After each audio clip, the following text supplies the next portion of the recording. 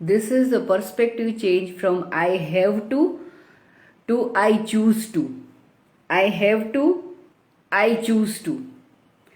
તમે સવારે ઉઠો ત્યારથી રાત્રે ઊંઘો ત્યાં સુધીમાં કેટલી વાર એવું બોલો છો કે I have to, I have to, I have to get up in the morning, I have to go to office, I have to search for clients, I have to increase my business, I have to increase my revenue, I have to raise my kids,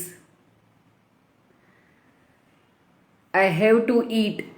આવું તમે have two કેટલી વાર બોલો છો? અરે મારે તો સવારે ઉઠવું પડે, મારે તો ઓફિસ જવું પડે, પૈસા કમાવા પડે, વાઈફનું ધ્યાન રાખવું પડે, હસબન્ડ માટે બધું કરવું પડે, બાળકોને મોટા કરવા પડે, પેરેન્ટ્સના હેલ્થનું ધ્યાન રાખવું પડે છે, ઇનલોઝના કંઈક ને કંઈક હોય છે, સોશિયલ જે બી હોય એનું ધ્યાન રાખવું પડે છે, આ બધું કરવું પડે છે. આઈ have to, I have to, I have two. આવું તમે કેટલી વાર બોલો છો દિવસમાં? તો આજે હું તમને એક ડિફરન્ટ પર્સપેક્ટિવ આપીશ which is known as I choose to. તમે જસ્ટ એક સેકન્ડ માટે વિચારજો કે તમે જે વ્યક્તિ માટે કે જે સિચ્યુએશન માટે તમે હેવ ટુ શબ્દ વાપરો છો અને આમ ડિસઅપોઇન્ટમેન્ટથી, અપસેટ થઈને, ગમગીનીથી બોલી રહ્યા છો જ્યારે have to, have to, have to, કે આવું કરવું પડે છે, આવું કરવું પડે છે, આવું કરવું પડે છે. જો એ સિચ્યુએશન તમારી લાઈફમાં નહીં હોય તો જસ્ટ ઇમેજિન,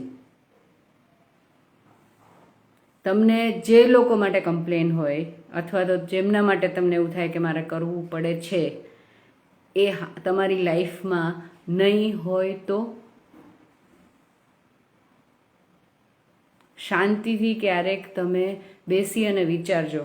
અને કોવિડે તો બહુ જ બધા લેસન્સ આપ્યા છે. જે પણ વસ્તુની જે લોકો કમ્પ્લેન્સ કરતા હતા અને એવું કહેતા હતા આઈ have to do, I have to do this, તો એણે બહુ જ બધી ક્લેરિટી આપી. ડ્યુ ટુ કોવિડ કેટલા લોકોએ એમના જિંદગીના ખૂબ જ નજીકના માણસો ગુમાવ્યા છે, કેટલા લોકોએ એમનો બિઝનેસ ગુમાવ્યો છે, કેટલા લોકોએ જોબ ગુમાવી છે, કેટલા બાળકો એમના પેરેન્ટ્સ ખોયા છે અને કેટલા પેરેન્ટ્સ એમના બાળકો ખોયા છે. જેમના માટે કમ્પ્લેન કરતા હતા, જેમના માટે કામ કરવા માટે એમને તકલીફ પડતી હતી.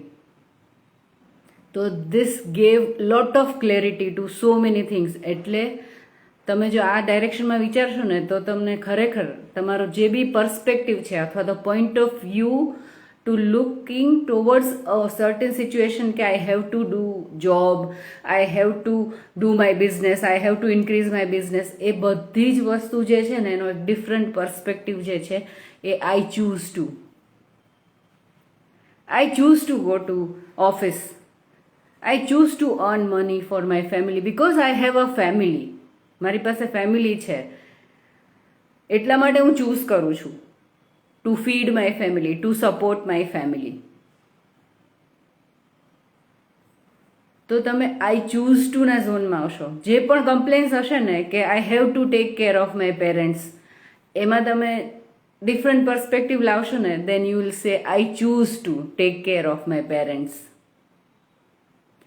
આઈ ચૂઝ, કોઈ સ્ટુડન્ટ હોય તો આઈ હેવ ટુ સ્ટડી કહેશે, પણ જ્યારે એને ખબર પડશે કે ભણવાના કારણે, સારું ભણવાના કારણે અને સારું સ્કિલ સેટ ડેવલપ કરવાના કારણે એમની ફ્યુચર લાઈફ કેટલી બ્યુટિફુલ હશે, તો પછી એ લોકો એવું કહેશે આઈ હેવ ટુ, તો શું કહેશે?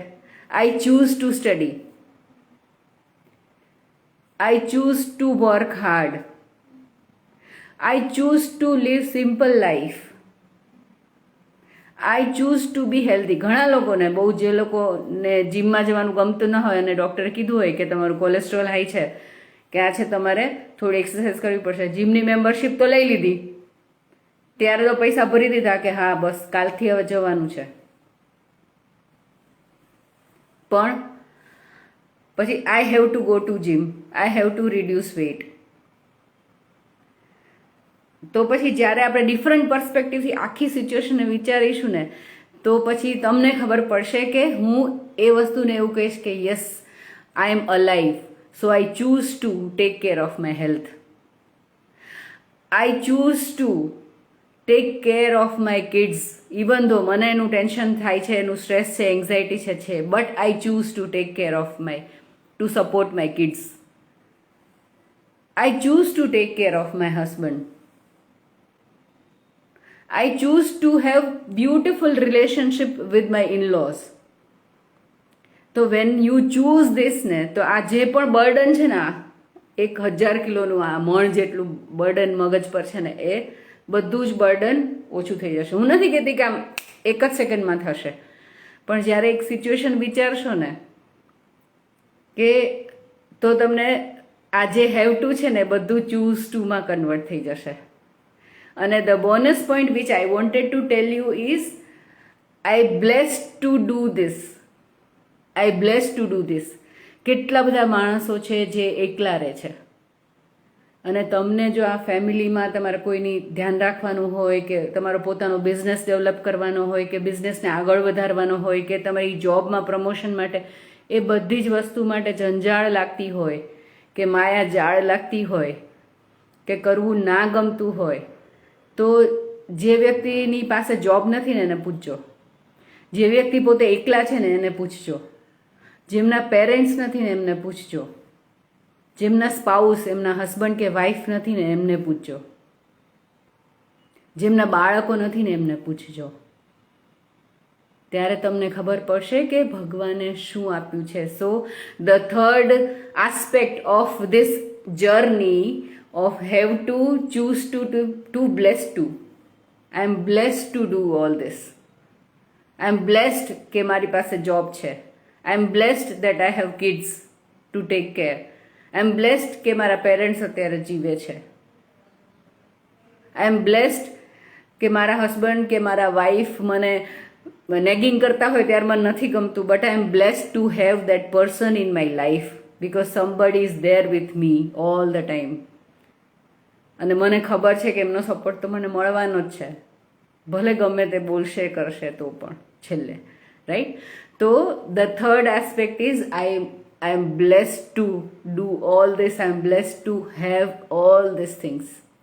That is the third aspect. તો આમાંથી ઇફ યુ રાઇટ ડાઉન કે કેટલા હેવ ટુ છે, તો એટલા હેવ ટુમાંથી તમે ચૂઝ ટુમાં કેટલા કન્વર્ટ કરી શકો એમ છો, અને ચૂઝ ટુમાંથી blessed to do or blessed to હેવમાં કેટલા કન્વર્ટ કરી શકો એમ છો. So you can make down a list. કોઈ વ્યક્તિ બહુ જ સારું સ્ટુડન્ટ હોય ને, મેં પણ આવું બહુ જ બધું પેપર વર્ક કર્યું છે ઘણીવાર. તો તમે બહુ જ સારું સ્ટુડન્ટ હોય ને તો એ લખશે કે એમને સવારથી ઉઠીને એમની લાઈફમાં કઈ કઈ જગ્યાએ એવું લાગે છે કે I have to do, I have to do, I have to do, I have to do.